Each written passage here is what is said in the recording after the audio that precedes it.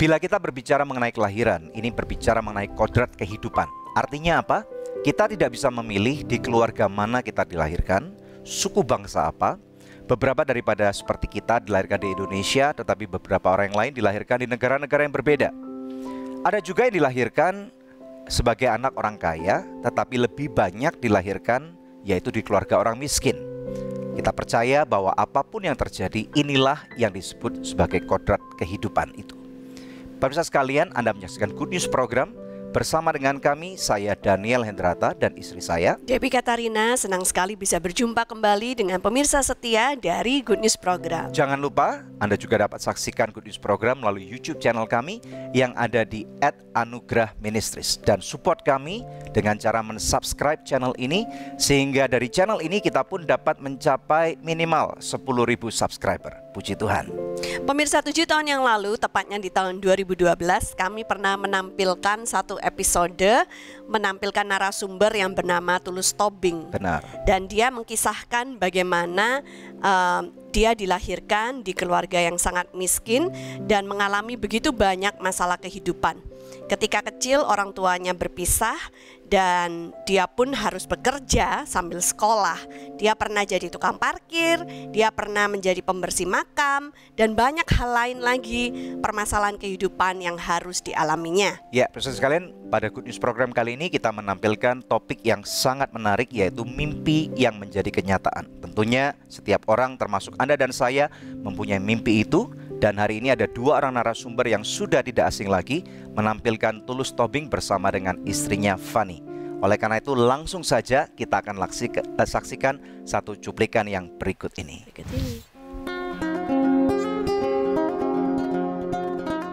Siapa sih yang gak pernah punya mimpi? Namanya hidup di dunia, kita pasti selalu punya namanya impian. Yang namanya impian pastinya selalu di atas atau lebih daripada realita kehidupan kita. Sama seperti yang dialami narasumber kita Tulus Tobing. Pemirsa setia Good News pastinya pernah menonton episode di mana Tulus dan istrinya Fanny memberi kesaksian bagaimana Tuhan mempromosikan kehidupan mereka. Meskipun dilahirkan di tengah keluarga yang kekurangan, tidak mematahkan semangat Tulus untuk mengejar mimpinya. Menariknya, kali ini Tulus kembali hadir ke Good News Program untuk menceritakan bagaimana Tuhan bekerja dalam kehidupannya. Bagaimana imannya dibawa semakin naik dalam perjalanan hidupnya selama perpindahan dari Singapura ke New Zealand. Level baru, pastinya tantangan baru juga akan hadir. Seperti apa update dari perjalanan hidup Tulus Tobing dan Fanny Sibarani? Jangan beranjak kemana-mana. Sesaat lagi, kesaksian selengkapnya hanya di Good News Program at Storehouse. Tuhan mengirimkan orang-orang yang tepat di sekeliling saya juga sehingga menolong mimpi saya. Gitu. Salah Itu satunya Fanny. Salah satunya Ya. Fanny.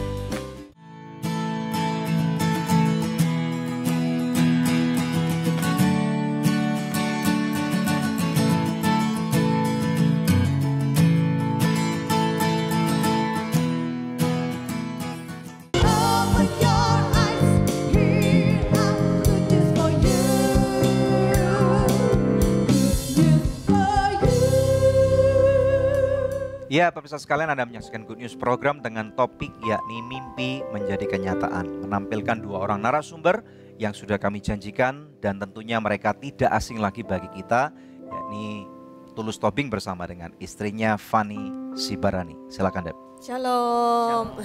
Ya, Apa shalom. kabar nih Tulus sama Fanny? Baik, Bu Baik, Dewi. baik. Udah 7 Welcome tahun ya. Welcome back. Welcome back you. to Good News Terima Program. kasih Pastor. Ya, udah nggak terasa ya 7 tahun ya. Waktu tadi saya lihat rekaman yang lalu, kita semua masih jauh lebih muda tentunya ya. Boleh tahu sekarang Tulus usianya berapa? 36. Oh, you are still 36. Oke, kalau Fanny? 35. Oke, jadi 7 tahun yang lalu masih muda banget dong sekarang ya? Sekarang juga masih muda. Sekarang masih muda banget juga. Oke, good, praise the Lord. Nah, mau kilas balik sedikit tentang episode yang lalu. Waktu itu judulnya kan From Zero to Hero. Nah, bagi pemirsa sekalian nanti yang ingin lihat tentang episode yang lampau bersama dengan Tulus, Tobing, dan Fanny, Anda kalau nanti menyaksikan melalui YouTube, Anda bisa klik di yang link di atas ini di bagian kanan. Dan episode itu sendiri sudah memberkati banyak orang, dan saya banyak pakai contoh kehidupan kamu dalam khotbah-khotbah saya. Makasih, Pastor. Luar biasa banget karena hidup kalian berdua itu menjadi inspirasi sekali dan membekas buat kehidupan kami berdua. One of a kind. Ya. One of a kind. Nah, saya mau tanya, waktu itu kamu cerita waktu kecil kamu diajak mama kamu untuk cari belalang dan makan belalang. Iya, betul. Betul ya? Betul. Jadi memang waktu itu memang nggak ada makanan. Ya. Sama sekali nggak ada makanan. Dan mama saya memang mengajak saya ke rumput. Waktu itu rumputnya banyak belalang. Saya pikir dia mengajak saya bermain, tapi dia minta saya tolong untuk nangkap belalang. Bagi saya hal yang mudah. Dan saya tangkap, kemudian dia bawa pulang dan dia goreng. Saya lihat, saya masih ingat momen itu, dia goreng. Cuman minyak gorengnya sedikit banget. Jadi apa yang terjadi? Belalangnya itu gosong, sehingga ya kita makan dengan pahit gitu loh. Wow. Tapi saya merasa bahwa saya mungkin bukan orang yang pertama makan belalang. Pasti beberapa orang juga makan belalang, dan di Alkitab juga Yohanes makan belalang. Iya. Cuma yang membedakan adalah saya makan yang gosong. Nah, belalangnya modelnya seperti apa? Apakah jangkrik ataukah dragonfly, capung itu atau apa? Oh bukan, belalang kan ada yang banyak, ada yang belalang gede kan, yang lompat, yang ada sayapnya, ada belalang yang kecil. Mantis. Kayak mantis, tapi ada belalang yang kecil, yang Kamu kecil-kecil. ngambil yang mana? Saya yang kecil. Oh. Saya tangkapin banyak. Nah, oleh karena itu, karena kecil kan dia lebih gampang gosong kan. Oh, iya, betul. oke. Karena minyaknya Oke. dikit itu karena minyaknya habis. Betul. Oke. Memang minyaknya sedikit sih. Emang saya nggak ada cadangan minyak gitu. Nah, pemirsa ini luar biasa ya, kalau saya ingat juga kesaksiannya Tulus. Dia itu bilang gini, Masa. Kalau kita punya duit baru kita makan mie instan. Nah, kebanyakan orang di Indonesia makan mie instan kalau duitnya Nggak udah punya menipis gitu ya. Terutama Kalau anak-anak gajian kos. baru terima gajian pasti makan yang lebih mewah gitu. Tapi kalau udah akhir bulan baru mie instan keluar. Kalau kamu malah kalau punya duit makan mie instan gitu ya. Iya, karena seperti saya ceritakan dulu, mama saya kan papa saya udah meninggal waktu saya umur kelas 3 SD. Jadi mama saya single fighter, nggak ada yang kerja. Dan dia juga nggak punya keahlian khusus. Yang dia bisa adalah cuman jual barang, misalnya tetangga jual panci atau jual bajunya. Mereka malu dan butuh perantara mama saya. Sehingga kalau ada yang beli dapat 1.000 gitu, lumayan bisa beli mie instan. Itu doang kerjanya tiap hari begitu. Jadi kalau nggak ada yang jual, kita nggak dapat makanan juga. Kakak adik kamu sendiri ada berapa orang? Saya anak kelima dari 5 bersaudara. Dari 5 bersaudara. Iya, cuma masalahnya abang-abang saya di Malang.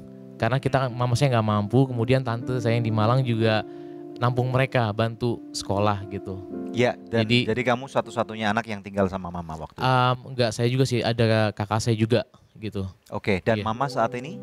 Mama saya udah meninggal waktu saya kerja 2007. Jadi mama belum pernah melihat kesuksesan Tulus pada saat ini ya? Setidaknya dia pernah merasakan, saya pernah beliin dia kulkas sama beliin TV kan. Dan saya juga pernah cicil motor, saya pernah boncengin dia, dan saya pernah ngajak dia makan ya bakmi ayam. Jadi setidaknya itu masih tersimpan memori di pikiran saya gitu loh.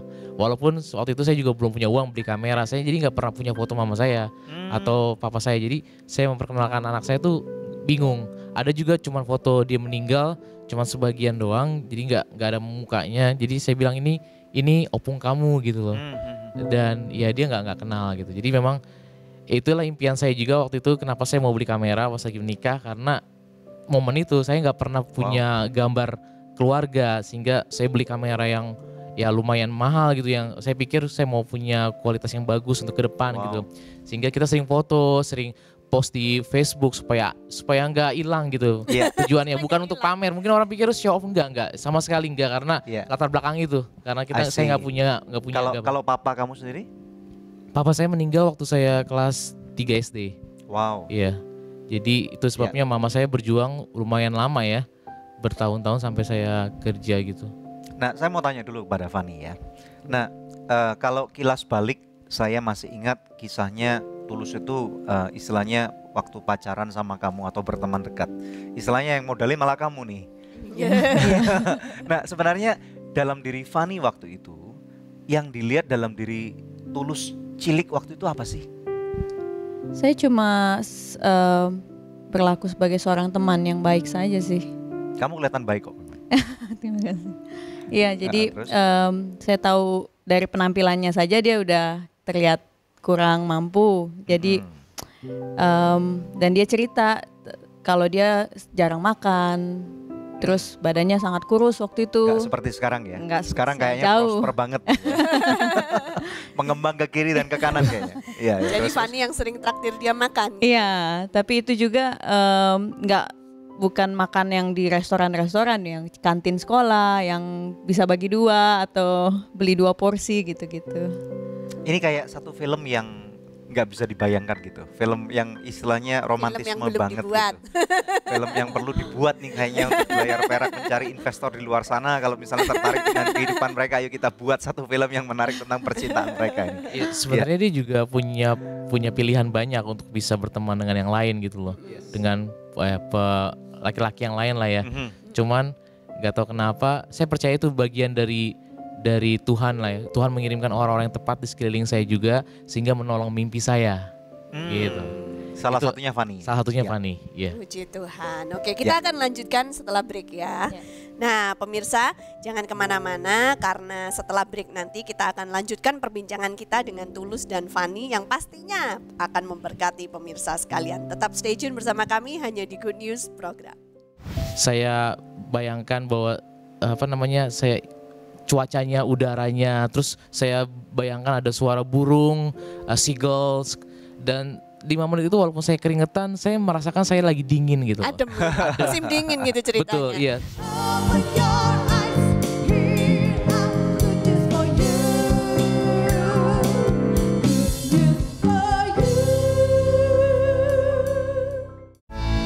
Sogo Chicken Nugget banyak pilihan, berkualitas, lezat, nikmat. Feel good, so good. Ini dia, So Good Golden Money Bag. Daging udang spesial dibungkus kulit lumpia yang renyah. So Good Golden Money Bag, Delicriux. Feel good, so good. Hey guys, gue lagi di perguruan bela diri nih. Sambil nontonin mereka, lapar juga ya. Kebetulan nih, ada Sonai Shake Shake baru. Sosis plus bumbu enak. Kita cobain yuk. Biar seru, kita minta tolong shake pakai jurus pamungkas mereka.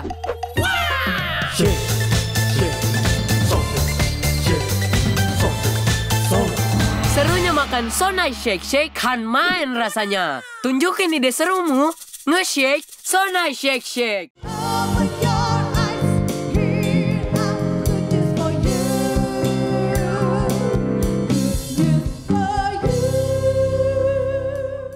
Mimpi menjadi kenyataan. Anda masih menyaksikan kami di Good News Program. Langsung kepada narasumber kita, Tulus dan Fanny. Nah, 7 tahun yang lalu waktu Tulus dan Fanny datang ke Good News untuk memberikan kesaksian, itu saya ingat betul kamu sudah bekerja di Singapura ya. Iya, betul. Akhirnya kamu mendapatkan apa yang kamu cita-citakan, bisa menjadi IT programmer, kerjaan di Indonesia bagus, sampai dipromosikan Tuhan bisa kerja di Singapura. Ya, dan itu pun bayarannya ribuan dolar, saya masih ingat kok. Ya kan? Nah, sekarang kabar terbarunya katanya kamu pindah lagi ke New Zealand. Iya, betul sekali. Jadi waktu saya hampir kerja 5 tahun di Singapura, kemudian sebelum saya punya keinginan ke negara 4 musim, kita tuh liburan ke Sydney. Nah, liburan di Sydney itu pun juga sebenarnya karena mimpi saya berapa tahun sebelumnya, 4 tahun sebelumnya. Waktu itu saya masih di jalanan macet, lampu merah, ada iklan menangkan undian ke Sydney. Jadi saya di motor itu yang panas banget. Saya berusaha dalam waktu 5 menit itu saya gunakan sangat maksimal. Saya membayangkan diri saya di depan Opera Sydney House itu. Kemudian saya bayangkan bahwa cuacanya, udaranya, terus saya bayangkan ada suara burung, seagulls, dan 5 menit itu walaupun saya keringetan, saya merasakan saya lagi dingin gitu. Adem, musim dingin gitu ceritanya. Betul, iya. Terus saya bilang gini, Tuhan, saya nggak mampu ke sana sekarang ini, tapi tolong saya Tuhan untuk bisa saya ke sana. Dan kemudian beberapa tahun kemudian kita ke Sydney. Di bayangan waktu itu saya kan cuman sekali, cuma saya doang. Ternyata di sini kita bertiga. Artinya saya udah menikah. Sebelum itu saya masih pacaran. Dan karena ke Sydney itulah ada kerinduan yang besar kok, mau tinggal di negara 4 musim. Kenapa? Saya lihat orang-orang yang manageable. Berarti mereka pas lagi winter harus buka koper mereka atau apapun karena kan mungkin lemarinya sama ruangnya. Jadi mereka harus simpan baju panasnya, kemudian keluarin baju dinginnya. Kemudian pas lagi summer juga dipindahin lagi. Berarti mereka manageable. Saya bilang, Tuhan saya pengen dong punya pengalaman seperti itu. Dan kemudian saya bilang sama Fani, bagaimana ya kita akhir tahun Desember kalau misalnya belum dapat kerjaan di 4 musim, maka kita akan pulang ke Indonesia. Pernah itu ada rencana mau pulang ke Indonesia. Pulang maksudnya pindah balik ke Indonesia. Oke. Sebenarnya apa yang terjadi di Singapura? Singapura kan maksudnya juga banyak impian banyak orang gitu. Negara yang teratur, income per kapita juga jauh lebih tinggi daripada kebanyakan orang-orang di Jakarta gitu. Fani mungkin bisa cerita versi kamu? Tulus sendiri melihat anak-anak yang sekolah di Singapura itu kasihan karena kayaknya beban pelajarannya tuh besar berat sekali ya, secara akademis berat. Secara akademis dan Terus? Kita coba apply PR waktu itu sampai 3 kali ditolak. Di New Zealand? Di Singapura. Oh di Singapura. Oke. Ya. Terus, jadi waktu udah ada Justin, dia punya mimpi seperti itu. Oke. Ya. Terus kemudian akhirnya cerita itu berlanjut? Ya jadi saya pas lagi mau, kenapa kita mau ke negara 4 musim ya tadi alasannya. Yes. Dan setelah nunggu-nunggu belum dapat, waktu itu hampir ke Sydney karena udah interview, tapi mereka nggak mau terima tawaran gaji saya maunya segini gitu loh, hanya kurang 5.000 gitu. Tapi bilang ya udah, saya pikir kalau Tuhan buka jalan, pikiran saya pintu yang tertutup sama pentingnya pintu yang terbuka. Jadi waktu itu tertutup, saya bersyukur banget, terima kasih Tuhan, karena Dia pasti akan menyediakan yang lebih baik. Karena saya nggak tahu, saya nggak punya bigger picture. Karena itu sebabnya kita berdoa Bapa kami yang di surga, Dia ada di atas, Dia bisa melihat bigger picture. Dan saya percayakan kehidupan saya sama Tuhan, kita berdua. Akhirnya kita kayaknya ke Indonesia nih. Kemudian email masuk, ting, ada tawaran. Dan kemudian saya interview by Skype. Dan mereka tertarik dan mereka terbangkan kita satu keluarga dan juga disediakan akomodasi hotel sebulan di sana untuk kita bisa. Ini di New Zealand. Di New Zealand. Wow. Oke. Itu ceritanya kenapa kita bisa ke New Zealand. Sebenarnya kita nggak kepikiran New Zealand karena New Zealand tuh nggak ada di map kita. Tapi kenapa kok Tuhan akhirnya bawa kita ke New Zealand? Mungkin tadi pikiran kita Australia ataupun Eropa gitu loh. Tapi kenyataannya dibawanya ke Wellington. Wow, boleh tahu nggak gaji kamu di New Zealand ini range-nya berapa?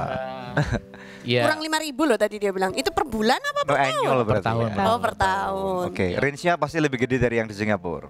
Range-nya ya lebih gede dari Singapura. Wow, ya, amazing. Gitu. Nah, saya mau tanya nih, ada orang yang sama-sama nih ya, maksudnya dilahirkan dari keluarga orang-orang yang kekurangan atau miskin. Nah, tapi ada orang yang berhasil seperti kamu, tetapi ada juga banyak sekali yang tetap gagal. Nah, semestinya membedakan apa itu? Ini agak panjang, cuma saya akan coba menjelaskan. Sebenarnya saya melihatnya dari sebuah benih. Oke. Sebenarnya benih yang ada di sekitar kita tuh benih sangat terbaik. Dari setiap pastor, setiap gereja itu mereka memiliki benih firman Tuhan itu sangat baik sekali. Cuman masih di tangan mereka. Akhirnya pas ditabur, nah itu yang membedakan jatuhnya tuh di tanah yang mana. Nah saya memang pas lagi ada benih itu saya terima karena itu adalah tanggung jawab saya. Karena kata Tuhan kan jagalah above all else guard your heart. Jadi jaga hatimu. Iya, above all else maksudnya di atas deposito kita, di atas pekerjaan kita, di atas tabungan kita, di atas kekayaan kita, jaga hati kita katanya. Termasuk di atas kemiskinan karena pada waktu itu kamu kondisinya masih minus banget ya. Iya. Kemudian firman itu saya jaga. Karena itu tanggung jawab kita. Kan ada 4 perumpamaan dibilang yang di pinggir jalan, artinya karena dia nggak mengerti. Tapi saya berusaha untuk mengerti. Saya cari orang yang bisa menjabarkan firman Tuhan dengan sangat baik sehingga saya bisa mengerti. Yang kedua kan yang di tanah berbatu-batu, saya make sure bahwa hati saya itu nggak ada batu-batu. Karena matahari itu sebenarnya nggak ada yang salah dengan matahari. Matahari itu baik. Pas saya mendengar firman Tuhan, saya harus expect something happen. Karena bilang penindasan for the word's sake katanya. Untuk kebaikan firman Tuhan itu. Makanya saya dengar Allahku akan mencukupi segala kebutuhanmu. Kenyataannya saya nggak makan. Terus saya mau ngapain? Saya mau menggerutu. Tapi saya bilang Tuhan terima kasih. Saya percaya bahwa saya akan Tuhan cukupi. Amen. Saat itu saya terima janjinya. Saya pelihara. Amen. Dan untuk berbuah itu tunggu waktu. Ada prosesnya. Tapi saya tetap sabar. Itu sih yang menurut saya membedakan firman yang sama, benih yang sama, yang sangat benih itu terbaik loh, the best seeds. Yang membedakan adalah cuman hati karena saya pas di gereja saya satu tempat duduk sama orang-orang lain juga kan. Semuanya semua mendengarkan hal yang sama, cuman yang membedakan adalah tanggung jawab masing-masing. Karena kita punya Tuhan yang sama dan saya mengucap syukur kalau Tuhan tuh diangkat ke surga karena kita punya kesempatan yang sama untuk mengenal Dia, yaitu melalui Alkitab. Siapa yang mau dia akan mendapatkan gitu. Oke, nanti kita akan belajar lebih dalam dari Tulus ya, terutama tentang apa yang kamu punya tentang buah anggur ya. Oke, pemirsa sekalian, ini sesuatu yang menarik banget. Saya percaya bahwa apa yang Tulus baru saja jabarkan ini seharusnya menjadi satu cermin buat kita. Bagaimana dengan standing atau posisi kita. Kadang-kadang kita hanya berdoa tetapi kita tidak mau melakukan. Kita semua punya mimpi tetapi tidak sedikit daripada kita yang, atau hanya sedikit sekali yang mendapati bahwa mimpi itu kemudian menjadi kenyataan. Di layar televisi Anda ada nomor-nomor telepon, Anda dapat hubungi kami sekarang juga, baik melalui telepon ataupun SMS, email ataupun WhatsApp. Kami percaya bahwa Tuhan selalu menjawab daripada doa daripada anak-anaknya. Stay tune hanya di Good News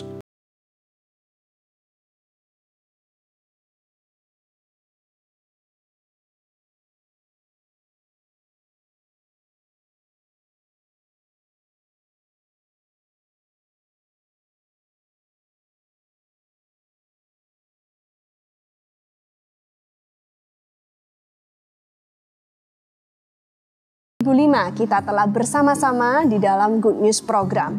Terima kasih untuk kesetiaan dari pemirsa setia Good News Program, khususnya buat partner dari Anugerah Ministries. Bila ada di antara pemirsa yang belum menjadi partner Anugerah Ministries, izinkan saya mengetuk hati Anda. Mari sama-sama kita dukung Anugerah Ministries supaya bisa lebih banyak lagi pekerjaan Tuhan yang kita lakukan bersama-sama. Anda bisa menghubungi kami di nomor telepon yang tertera di layar kaca pemirsa atau memberikan taburan di nomor rekening yang tertera. Pemirsa, kami percaya taburan Anda berada di ladang yang subur dan akan membuahkan banyak hasil bagi pekerjaan Tuhan.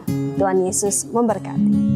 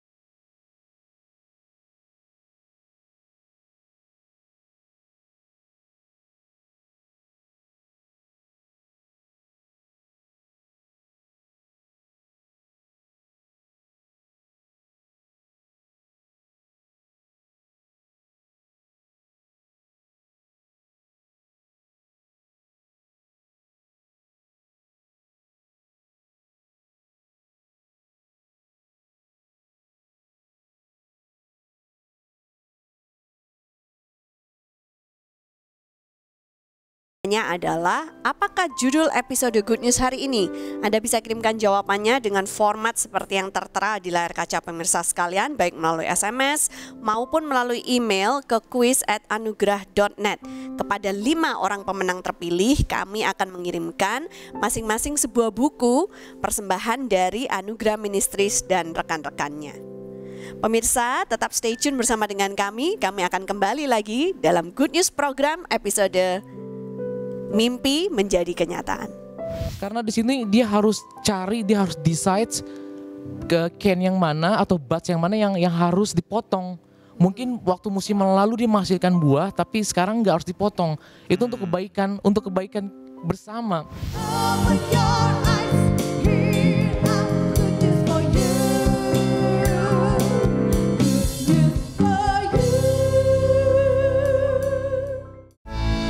Sogo Chicken Nugget banyak pilihan, berkualitas, lezat, nikmat. Feel good, so good. Ini dia, So Good Golden Money Bag. Daging udang spesial dibungkus kulit lumpia yang renyah. So Good Golden Money Bag, Deli Kriuk. Feel good, so good. Hey guys, gue lagi di perguruan bela diri nih. Sambil nontonin mereka, lapar juga ya. Kebetulan nih, ada Sonai Shake Shake baru. Sosis plus bumbu enak. Kita cobain yuk. Biar seru, kita minta tolong shake pakai jurus pamungkas mereka.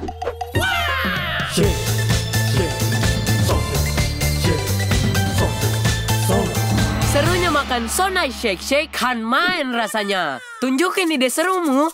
Nge-shake Sonai Shake Shake.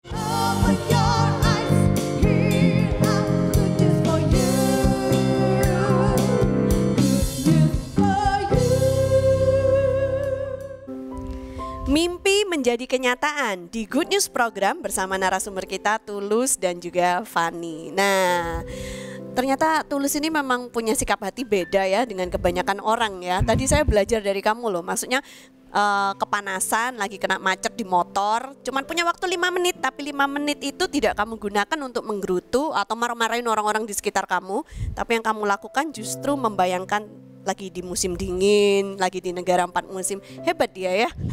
Kalau kamu lagi kedinginan di New Zealand, kamu kangen nggak macetnya Jakarta itu? Dia bayangin Bali itu kira-kira kalau kedinginan. Ya kadang-kadang, aduh nih dingin banget ya, aduh gimana ya. Tapi ya kalau dingin kan lebih ada solusinya pakai jaket. Gitu. Kalau panas solusinya harus ke dalam gedung, ke mall. Jadi saya lebih seneng yang dingin karena bisa pakai multi layers kan. Ada banyak jalan keluar untuk supaya badan kita nggak kedinginan. Betul. Gitu. Oke. Nah, langsung aja kita nyambung tentang mimpi menjadi kenyataan. Kita mau belajar dari Tulus tentang buah anggur.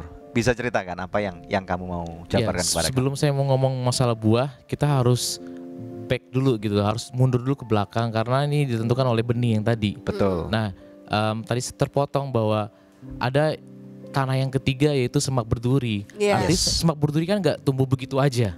Artinya benih yang jahat juga ada gitu loh masuk. Jadi hati kita tuh sebenarnya subur untuk benih yang baik dan untuk benih yang buruk. Subur. Jadi ya tergantung kitanya. Tergantung kita mau welcome yang mana. Betul. Kita harus memfilter. Kita harus pilah-pilah. Harus benih yang baik yang kita taruh. Karena kalau enggak yang dominan siapa? Kalau semak berdurinya yang dominan maka akan membunuh si benih yang baik gitu loh. Dan itu tanggung jawab kita. Kemudian untuk masalah berbuah memang ada waktunya dan saya bersyukur Tuhan Yesus ngasih perumpamaan anggur. Nah, di situ saya belajar bahwa ternyata ada 3 peran di situ ya, yaitu Bapa di surga sebagai pengusaha, Yesus sendiri sebagai main trunk-nya, dan kita sebagai branch-nya. Cuman dalam bahasa Indonesia saya kurang suka karena dibilang ranting. Bayangan saya itu kalau ranting itu yang tipis-tipis. Kecil. Ternyata pohon anggur itu berbeda karena saya kan di New Zealand saya jadi pelajarin gitu. Anggur itu. Ke kebun anggur ya. Iya, anggur itu tahun pertama cuman batang doang, main trunk doang. Kemudian di tahun kedua, tahun ketiga dia akan muncul branch. Nah itu kita. Dan kemudian nanti tahun ketiga baru mulai mereka berbuah. Nah, untuk bisa menghasilkan buah yang sangat baik yang kualitasnya unggul, ya. Karena kalau kita punya hasil yang unggul ya kan yang diuntungkan adalah si pengusaha. Betul. Yang punya kepentingan untuk berbuah banyak adalah si pengusaha. Nah, makanya si pengusaha Bapak kita di surga tuh punya mindsetnya excellent. dia pengen punya supaya brandnya tuh oh nih buah dari mana, atau yang misalnya jadi anggur diminum, nih dari ladang yang mana, oh bapak itu, maka bapak itu yang akan mendapatkan kemuliaan. Betul. Dan untuk bisa menghasilkan buah yang sangat baik di summer itu ditentukan seberapa bagusnya, seberapa jagonya si pengusaha anggur melakukan proses di winter. Karena winter itu ada 3 bulan, dia nggak boleh pruning atau membersihkan di bulan pertama terlalu cepat, dan terakhir juga nggak boleh juga udah terlalu harus lembut, pas di tengah-tengah winter. Jadi bisa bayangin kalau itu proses yang paling mahal yaitu di winter, karena nggak ada mesin sampai hari ini yang bisa pruning dengan teliti. Nah disinilah excellensinya si pengusaha anggur itu jadi harus dengan tangan nih. Betul, ya? harus dengan tangan. Jadi bayangin kalau kita punya 1000 anggur atau 1000 aja ya, itu satu anggur misalnya diproses berapa lama, berarti kan man hoursnya banyak juga. Dia harus hire costnya gede banget. Nah ini yang bapak kita yang invest, kemudian karena di sini dia harus decide ke can yang mana atau batch yang mana yang harus dipotong. Mungkin waktu musim lalu dia menghasilkan buah, tapi sekarang nggak harus dipotong. Itu untuk kebaikan bersama. Dia yang tahu persis, mungkin dalam pendidikan kita dulu bagus, sekarang harus dipotong. Ada beberapa hal yang dipotong karena kita mau dikasih berbuah di cabang yang baru. Dan proses ini dilakukan di winter, di mana mungkin orang nggak datang, mungkin rutinitas, bahkan nggak ada happening gitu. Kayaknya sunyi senyap gitu loh. Tapi saya belajar jangan khawatir, di situ malah kesempatan kita berdua sama Bapa di surga. Dia akan berusaha membentuk kita. Nah, karena kalau proses ini berjalan dengan baik di winter, maka pas lagi nanti dia summer, karena Bapa di surga juga pengusaha anggur harus tahu balancingnya. Jadi vegetation antara daun dan juga bunga itu harus balance. Karena kalau terlalu banyak daun, maka kekurangan sinar matahari buahnya nggak bagus. Kekurangan daun juga nggak bagus. Jadi makanya pinter banget si pengusaha anggurnya itu. Dan kita nggak punya masalah dengan resources karena kita nempel di Yesus. Kita butuh nutrisi just us. Kita butuh air just us. Gitu. Jadi makanya bilang nempel lah. Pekerjaan kita nempel aja. Dan saya suka dengan istilah bahasa Inggris bear fruits, bukan berbuah, bukan usaha kita. Artinya kita cuma numpang.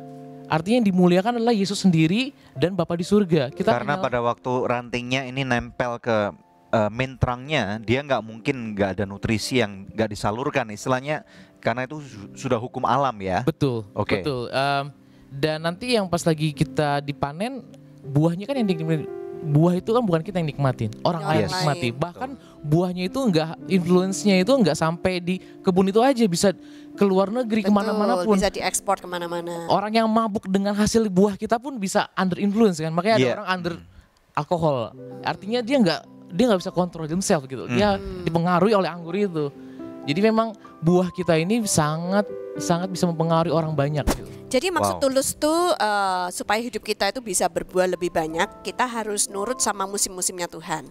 Dan musim dingin adalah momen di mana pengerja anggur akan pruning itu tadi ya, membersihkan supaya kita bisa berbuah lebih banyak. Meskipun kita musim sebelumnya udah berbuah. Betul. Musim dingin ini bicara tentang apa dalam hidup kita? Musim dingin ini kan musim yang orang tuh hibernate istilahnya, nggak terlalu banyak aktivitas, not happening, rutin. Nggak semua daripada kita. Jadi tuh ini punya, kayak musim menunggu, yang kelihatannya mentok udah nggak tahu mau kemana. Betul. Gitu ya, yang belum tahu mau ngambil arah yang selanjutnya apa. Gitu. Tunggu ya. Dan itu kita harus tunggu waktunya Tuhan sampai terjadi. Iya, walaupun kayaknya kok nggak ada apa-apa ya, tapi jangan khawatir, something's happening. Yes. Kita nggak tahu, cuman just wait gitu. Mungkin juga bisa digambarkan seperti seorang wanita yang lagi mengandung kali ya. Jadi kan ada prosesnya selama 9 bulan, bayi itu istilahnya lagi bertumbuh sebagai janin dalam rahim mamanya, kan nggak mungkin langsung keluar gitu, karena dia belum siap. Nah kadang-kadang orang tua juga pengen tahu anaknya seperti apa gitu ya. Yes, oke. Nah, saya bisa tambahin. Silakan. Untuk itu seperti gambaran setia ordinary day. Jadi saat hari-hari kita cuma seperti rutinitas, tapi sebenarnya ketika kita setia dalam rutinitas our ordinary day, seperti itu kita ada proses yang kita lalui. Sama seperti pada waktu kita setiap hari kita makan, walaupun kadang-kadang kita nggak merasa pengen makan, kita tidur siang, tidur malam cukup, walaupun kadang-kadang kita nggak merasa capek gitu ya. Oke, good. Oke, pemirsa sekalian, ini bagus banget karena menjadi excellent atau unggul dan kemudian menjadi bearing fruit atau berbuah, ini bagian daripada kita nggak cuman tidur doang mimpi, kemudian kita nggak melakukan apa-apa. Karena di dalam firman Tuhan ada begitu banyak konteks. Nah, nanti kita akan kembali bersama dengan Tulus Tobing dan bersama dengan Fanny. Kita percaya kita akan ada belajar lagi yang lebih dalam. Stay tune hanya di Good News Program. Ya, saya sebagai mungkin saya sedang dalam musim mengurus anak yang masih kecil-kecil gitu. Dan jauh dari orang tua dan pindah-pindah punya teman yang baru lagi, adaptasi yang baru lagi. Itu tantangan yang terbesar sih buat saya.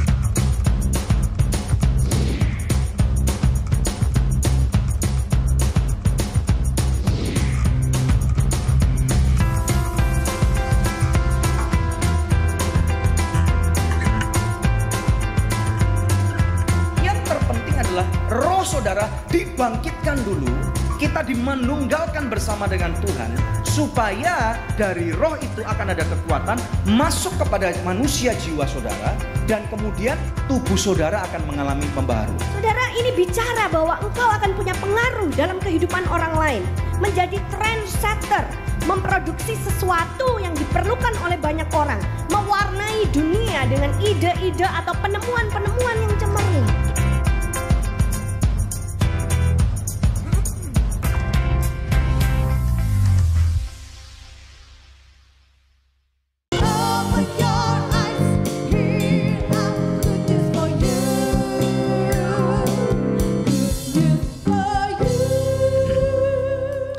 Mimpi menjadi kenyataan. Kita tahu bahwa setiap orang boleh punya mimpi, tetapi tentunya mimpi itu harus dikerjakan. Dan dua orang narasumber ini adalah dua contoh yang menarik banget. Mereka masih sangat belia, tetapi mereka mempunyai pemikiran yang sangat wow menurut saya gitu ya. Kembali kepada narasumber, kepada Fanny dulu ya. Nah, proses kepindahan tentunya kadang-kadang itu membingungkan gitu ya. Kalian udah biasa comfortable di Singapura, terus kemudian sekarang harus pindah lagi ke New Zealand. Bisa cerita nggak kamu sebagai istri, sebagai mama dari anak-anak kamu gimana? Ya, sebagai suami istri harus satu suara ya. Kalau misalnya keputusan yang diambil itu harus bersama-sama. Jadi ketika dia punya mimpi disampaikan kepada saya, ya saya mendukung. Ketika kita mau melangkah juga kita selalu berdoa bersama-sama, minta Tuhan kasih tanda, buka jalan, pintu yang terbuka atau yang tertutup, kita harus sehati. Oke, gitu. Pernah nggak kamu istilahnya punya pendapat yang berbeda dengan Tulus misalnya? Selama di New Zealand itu kan tidak terlalu happening di sana tinggalnya ya, boleh dikatakan lebih monoton. Kita tahu besok dibandingkan di Singapura ataupun Jakarta. Betul. Jadi aktivitasnya ya saya sebagai mungkin saya sedang dalam musim mengurus anak yang masih kecil-kecil gitu. Dan jauh dari orang tua dan pindah-pindah punya teman yang baru lagi, adaptasi yang baru lagi, itu tantangan yang terbesar sih buat saya. I see, oke. Gitu. Silakan. Mau tanya sesuatu? Nah, bagaimana dengan ketika kamu sudah akhirnya hidup dalam mimpi kamu yang menjadi kenyataan ini, masih ada masalah-masalah nggak yang terjadi gitu, atau tantangan apa yang dihadapi? Iya, saya boleh share dikit ya untuk di New Zealand itu. Silakan. Karena kan new culture, new environment, cara berpikir beda banget gitu loh. Dan saya ingat waktu itu ini ada salah satu masalah yang berujung menjadi berkat. Waktu saya udah kerja di Wellington, kemudian tiba-tiba kok ada tawaran gitu, tawaran lagi. Kemudian datang karena udah ada LinkedIn tuh kan gampang banget orang message kita. Terus kemudian mau nggak kerja di Auckland? Saya pikir. Jadi kamu ini istilahnya kamu nggak mencari tapi kamu selalu dicari orang. Ya kurang lebih gitu ya karena networking. This is very interesting ya. Networking. Iya, bahkan yang di Christchurch tuh nanti saya akan cerita. Kemudian kita mau headhunternya udah hubungin, ini gimana ya? Jadi IT manager. Waktu kan saya IT consultant biasanya cuma kerjanya sama coworkers doang gitu kan atau dengan klien. Nah ini saya harus report ke CEO. Wah saya pikir, waduh saya nggak pernah punya pengalaman ini. Kemudian udah mau interview malam-malamnya dibilang, udah saya mau cancel aja deh. Terus kata headhunternya, janganlah coba aja gitu. Ya udah coba aja ya. Saya udah mau cancel. Saya karena nggak pede gitu. Karena dengan pengalaman hidup saya nggak pede. Akhirnya saya coba malam-malamnya, dia suka. Kemudian dibilang, saya mau kamu terbang Sabtu ini, Jumat ini ke Auckland. Kemudian, wah udah mulai serius nih. Saya pikir kan saya udah nggak mau. Pas lagi Jumat, nanti kamu akan diwawancara sama CEO-nya langsung, sama general manajernya, sama ada sales manajernya. Kemudian pas saya udah datang, saya ini kandidat yang kelima. Saya kandidat kelima, itu lebih tua semuanya. Saya paling muda karena udah tua-tua. Kemudian saya diwawancara dan akhirnya saya pulang. Sabtunya saya pulang, Sabtunya dihubungin lagi sama headhunternya.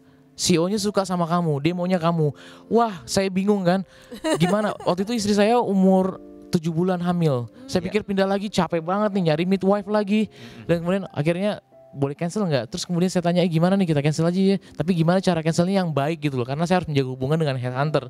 Terus kemudian yaudah kita bagaimana kalau kita minta naikin gaji. Peristiwa yang sebelum-sebelumnya keulang lagi. Kalau misalnya kita peristiwa hidup saya selama di Indonesia dan Singapura begitu. Saya kira minta naik gaji, yaudah saya minta gaji segini, mungkin ditolak. Saya berharap ditolak. Terus kemudian saya berharap ditolak, beneran. Saya berharap ditolak. Tinggi banget gaji yang kamu minta. Iya, saya berharap pokoknya ditolak. Saya nggak mau, maksudnya secara halus. Kemudian CEO-nya bilang, iya kita happy. Wah, alasannya apa lagi nih? Nggak bisa kan? Kemudian saya perlu keyakinan. Saya percaya bahwa ini di crossroad nih. Saya harus Tuhan tolong saya gimana gitu. Saya percaya yang penting damai sejahtera. Dan saya damai, cuman ini kayak new challenge, kayak masalahnya saya nggak minder aja gitu loh. Dan kemudian saya hubungin Pastor J.V. Rahmat. Walaupun saya jarang ketemu sama dia, cuman saya minta nasihat sama dia. Pak, Pastor tolong gimana? Terus dia bilang, kamu ya dia ngasih give it a try, just go ahead gitu loh. Just try. Ya udah, akhirnya saya coba aja langsung. Dan ternyata di sana ya Roh Kudus juga membantu saya, berikan saya hikmat untuk bisa melihat yang orang lain nggak bisa lihat. Jadi saya tetap do excellent dan sebagainya. Dan saya salah satu alasan saya mau kerja di situ karena CEO-nya juga. Saya pengen tahu cara berpikir CEO tuh gimana sih. Saya pengen deket sama dia gitu loh, ya kan. Tapi kemudian beberapa bulan kemudian CEO-nya resign. Waduh, gimana nih? Akhirnya CEO baru datang. Biasanya kalau CEO baru tuh datang pasti bawa kroni-kroninya, bener ya? Yes, pasukannya. Kemudian bener lah, ada satu role yang sama kayak saya, yang CIO-nya itu juga ya, Chief Information Officer-nya itu. Dan wah double role nih. Kemudian saya tetap do excellent gitu loh. Kemudian tetap berbuah karena saya percaya bahwa bos saya Tuhan, ya kan? Betul. Saya nggak khawatir bos saya Tuhan. Walaupun CEO ganti, saya yakin Tuhan masih pelihara saya. Dan benar, saya dipanggil. Dipanggil. Kita mau redundant. Karena ada 2 role di sini. Di New Zealand tuh kamu bisa dapat allowance untuk ada counselor atau enggak kamu bisa bawa istri kamu untuk kamu lebih tenang. Gitu kan. Saya dalam hati, oh enggak, saya punya the best counselor, Holy Spirit. Dalam hati saya gitu. Saya minta petunjuk sama dia. Kemudian setelah pulang, ya saya main di rumah sama anak-anak tuh enggak tenang. Pikiran saya enggak di situ walaupun secara fisikal saya di situ. Wah, saya stres. Kemudian saya berdoa. Terus saya ingat Roh Kudus tuh ngomong jelas sekali bilang, let it go. Let it go. Kemudian mereka kan maunya pas lagi redundant saya 6 bulan notice walaupun di kontrak saya 2 bulan notice, 2 months notice. Terus saya bilang akhirnya saya nulis surat pengunduran diri daripada saya 6 bulan, bayangin 6 bulan saya do excellent tapi tahu ujungnya keluar. Wah nggak mau. Akhirnya saya bilang saya resign. Kaget mereka. Oh kamu kok mau resign malah? Dan kemudian saya akhirnya saya resign. Terus udah mau hari terakhir saya kerja di sana. Waktu itu saya udah booking tiket ke Queenstown. Belum ada kerjaan. Tapi saya percaya bahwa Tuhan pelihara. Saya yakin bahwa Tuhan pasti pelihara orang. Dia ngomong let it go. Kemudian pas lagi hari terakhir ditawarin, kamu mau nggak jadi kontraktor? Kontrak. Jadi kontrak boleh. Nah kalau kontrak itu beda sama employment. Kalau employment kan Kalau ya gini, kalau kontraktor itu freelance itu rate-nya lebih tinggi karena nggak ada sick leave, nggak ada annual leave. Kamu tentuin kamu mau rate berapa per jamnya. Saya tulis. Freelance tapi tetap IT kan. Tetap IT di situ. Soalnya kontraktor artinya lain di Indonesia. Oke, iya. Freelance gitu. Terus kemudian kamu mau rate berapa gitu kan? Saya bilang saya mau $120 per jam. Wow. Ya udah, akhirnya oke, happy. Kemudian tuh selama 6 bulan itu saya kontrak. Jadi waktu itu saya liburan, saya happy banget. Iya, akhirnya saya dapat kerjaan. Tadinya saya pikir nggak dapat kerjaan. Yes. Gitu kan. Kemudian setelah 6 bulan ini, saya nyari kerjaan kan. Waktu itu memang kerjaan lagi sepi gitu. Terus kemudian saya dapatnya di Brisbane. Saya udah dapat Brisbane nih, udah dapat. Tapi sebelum saya itu bulan Desember, kan saya bulan Maret terakhir. Bulan Desember itu yang orang yang mau redundant saya dan CEO-nya itu sudah keluar duluan. Wow. Direkturnya udah memutuskan mereka nggak lagi di gedung itu. Artinya yang tadinya saya harus orang yang pertama yang keluar dari gedung itu malah mereka yang keluar duluan. Itu kayak saya lagi inget cerita Esther jadinya. Kemudian bahkan yang orang yang role yang sama ini saya sebenarnya jaga baik hubungan dengan dia. Karena pas lagi hari terakhir itu udah 6 bulan itu saya harus cari kerja, saya dapat di Brisbane, saya dapat tawaran harus ngomong iya atau enggak, ya kan? Kemudian dia harus telepon atasan saya lagi di Vietnam dan dia tahu bahwa saya dapat tawaran di Brisbane. Kemudian besoknya hari Minggu dia telepon saya lagi di gereja, saya nggak angkat. Dan kemudian hari Senin dia telepon saya lagi, gimana kerjaan, gitu kan? Dia pasti udah tahu kalau saya mau ke Brisbane. Ini saya dapat pekerjaan di Brisbane. Kamu mau balik lagi nggak di posisi kita? Lah tapi kan ada 2 role di sini. Tapi karena kamu kontraktor mahal, udah kamu minta gaji kamu berapa deh? Kemudian ya udah. Berapa lagi? Masalah ini berapa lagi? Akhirnya saya minta segini. Oke, we are happy katanya. Kemudian ya udah terus. Tapi saya mau ketemu dulu. Give me strong reason kenapa harus saya, kenapa nggak dia? Coba kasih saya alasan yang kuat. Karena saya nggak mau greedy. Artinya gini, kasih tawaran ke dia dulu. Kalau dia mau, maka biar dia yang tinggal. Karena saya udah ada di Brisbane tawaran juga, gitu kan. Kemudian rapat sama CEO yang baru, kasih saya alasan yang kuat. Kenapa saya harus terima tawaran ini? Kemudian dibilang, iya direkturnya nggak mau dia. Direkturnya maunya kamu karena sahamnya dimiliki oleh 50% Jerman, 50% Korea. Maunya kamu. Ya udah akhirnya saya. Nah, padahal beberapa hari sebelumnya yang second role ini, yang orang yang sama ini, dia udah nanya saya, nanti farewell nanti kamu mau lunch atau mau dinner? Saya bilang, nggak apa-apa lunch aja. Terus kemudian udah disebar email. Kita ada farewell party sama Tulus. Berarti nggak jadi. Justru farewell itu buat dia. Farewellnya buat dia. Itu udah kayak wah, lucu ya. Hamas ya. Dan kalau kita selidikin ternyata itu saya lah orang di satu perusahaan itu yang artinya naik gaji kan. Selama 6 bulan itu kan saya dapat bonusnya gede banget karena dan kemudian saya naik gaji. Wow. Yang orang lain nggak ngalamin. Padahal dari satu masalah yang di redundant tadi. Coba kalau saya misalnya nggak tenang, saya panik, nggak mau ucap syukur, nggak ikutin suara Tuhan maunya apa gitu. Karena saya tahu biasanya kalau orang yang excellent, biasanya itu orang yang terakhir kalau perusahaan mau collapse, dia orang terakhir yang ditahan. Kok saya Tuhan udah lakukan excellence, kok malah saya mau pertama? Ini ada something wrong atau something happen? Saya nggak tahu kan, nggak ngerti. Tapi ada rencana Tuhan yang kamu nggak mengerti, tetapi kemudian Tuhan lakukan. Yes. Betul. Masalah kamu itu ternyata dibungkus dengan berkat. Gitu nah itu ada hubungannya juga dengan saya mau beli rumah. Karena saya butuh uang cash untuk down payment dan sebagainya. Nah peristiwa itu menjadi berkat sehingga kamu punya more than enough down payment. Dan kemudian akhirnya beberapa bulan saya kerja di situ, saya dapat tawaran lagi Christchurch, kembali lagi LinkedIn. I heard positive about you. Saya nggak kenal dia, mau nggak kerja sama saya? Terus kemudian dengan salary yang sama, yang lebih lagi. Padahal orang tahu di New Zealand tahu biasanya di Auckland itu yang paling tinggi. Oh, I see. Dibandingkan dengan yang kota-kota yang lain. Kalau saya berbeda kasusnya. Ya, akhirnya saya pindah di sana kita bisa beli rumah. Wow. Rumah yang gambaran yang selalu kita pajang di kulkas. Persis gitu. Imagination kita taruh di kulkas itu bertahun-tahun karena saya ingat waktu yang tadi ke Sydney motor yang saya bayangin saya harus pakai gambar itu saya taruh di kulkas. Karena saya visual person. Karena Tuhan bilang kan ask now to him who is able to do more than we ask or imagine. Saya visual person, saya lebih suka imagine. Ada orang yang suka doa. Ya saya juga berdoa juga, tapi Tuhan punya cara Kamu yang harus berbeda. melihat sesuatu untuk menangkap apa yang Tuhan inginkan. Excellent. Wow, Oke, praise silakan the Deb. Lord. Ya. Nah, pemirsa, ini ada press report yang akan saya bacakan dari seorang pemirsa di Kalimantan Barat yang beberapa saat yang lalu mohon bantuan doa ke Good News Program. Setelah didoakan, dia mengirimkan kabar kembali dan bilang, "Shalom Good News, puji Tuhan, doa saya menjadi PNS dijawab oleh Tuhan. Saya akhirnya lulus tes. Terima kasih atas bantuan doanya selama ini dan God bless you too. Masih adakah di antara pemirsa yang memerlukan bantuan doa atau konseling? Anda bisa hubungi kami di nomor-nomor telepon yang tertera di layar kaca atau melalui email ke doa@anugerah.net. Karena tim konseling dan doa kami siap untuk membantu Anda. Tetap bersama kami pemirsa, hanya di Good News Program. Tetapi kalau orang yang percaya dengan sungguh-sungguh dengan apa yang Tuhan katakan, nomor satu, orang itu menangkap tadi benih itu, kemudian dia mulai berdoa meminta hikmat kepada Tuhan untuk mengerjakan apa yang seharusnya dia kerjakan.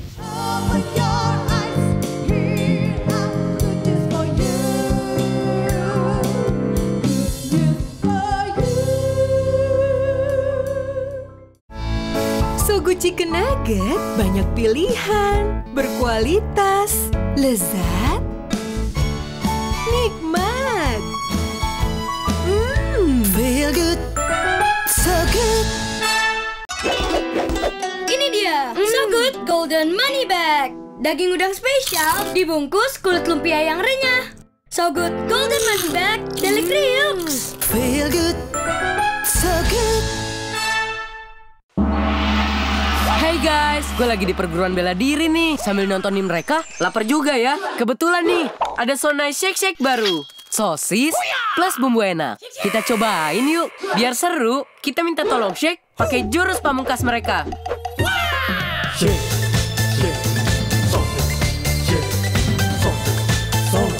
Serunya makan Sonai Shake Shake kan main rasanya. Tunjukin ide serumu. Nge-shake Sonai Shake Shake.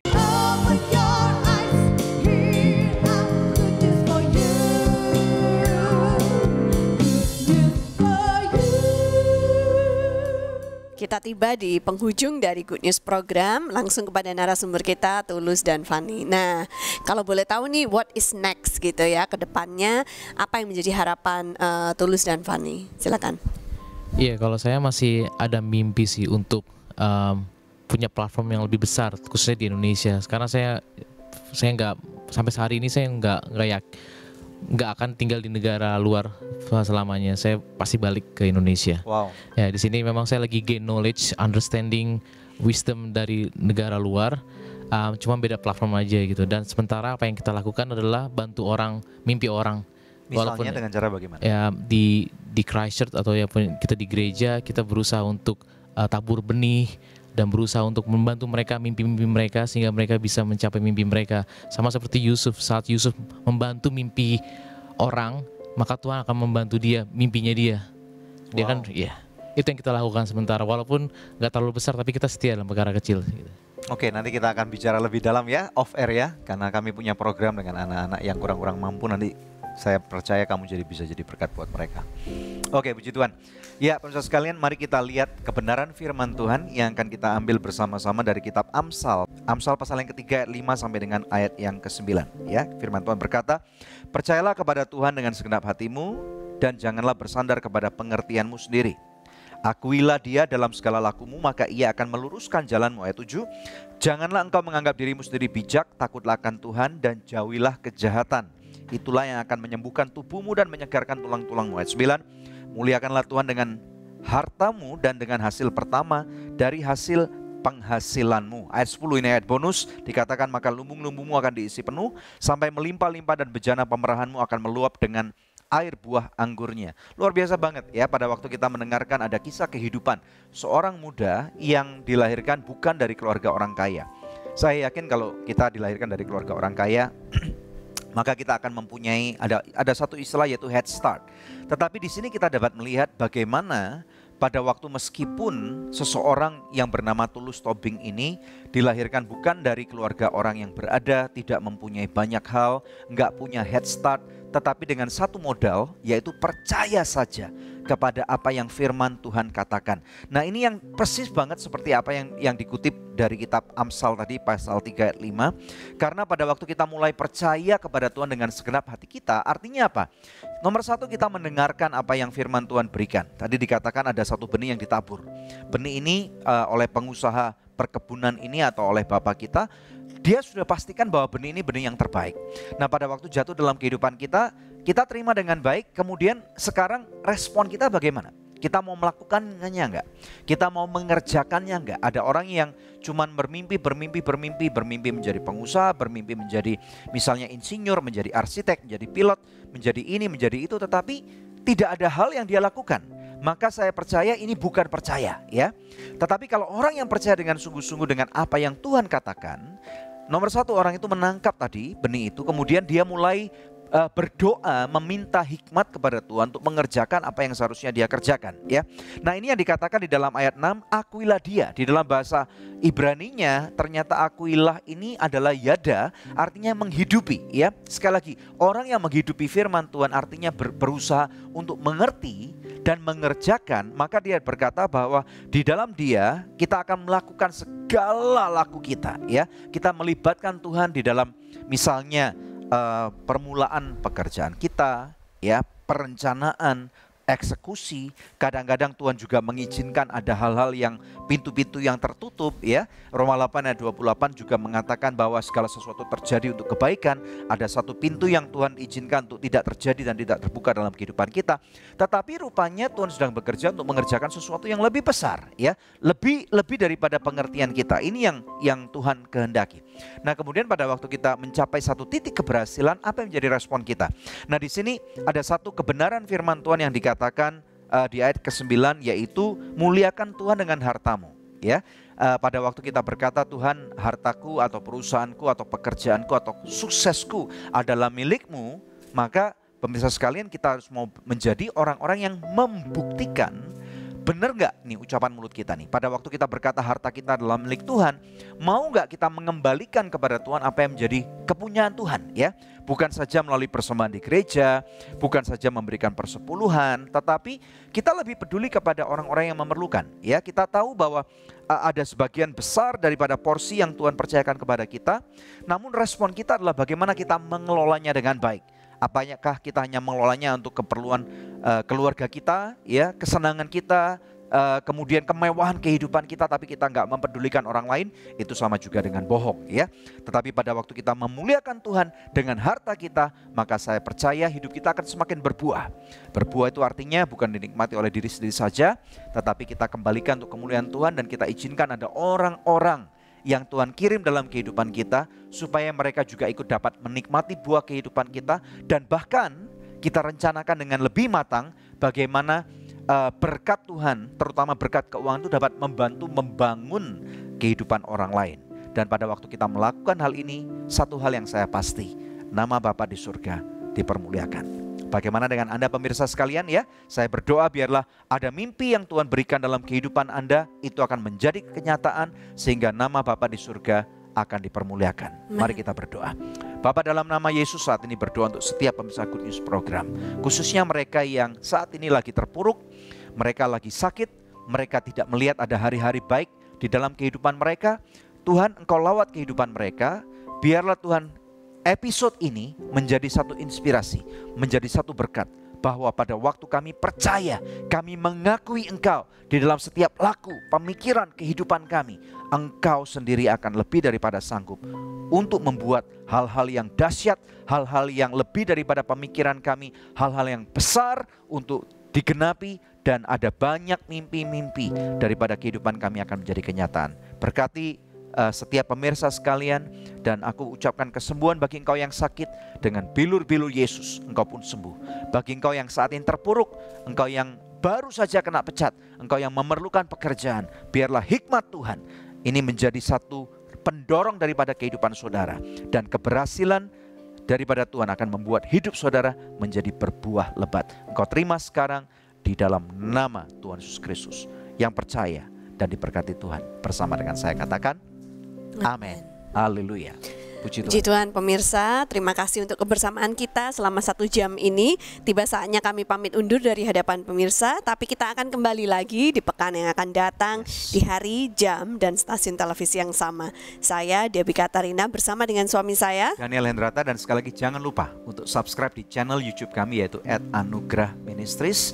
Anda subscribe, Anda pencet loncengnya sehingga setiap episode yang terbaru akan diberikan notifikasi kepada Anda. Terima kasih. Tuhan Yesus memberkati. memberkati.